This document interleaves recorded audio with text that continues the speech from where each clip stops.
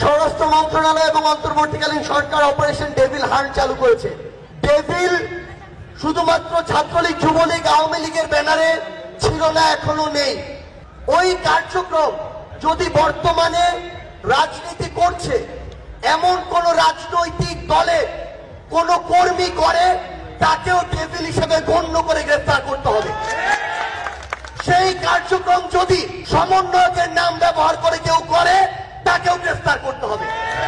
বাংলাদেশ থেকে এই স্বাধীনতা পরবর্তী সময়ে সকল ডেভিলের বিরুদ্ধে যথাযথ আইনানুগ ব্যবস্থা গ্রহণ করতে হবে, যেন রক্ত আর জীবনের বিনিময়ে অর্জিত এই নতুন স্বাধীনতা, এই নতুন জুলাই স্পিরিট কখনো বৃথা না যায়।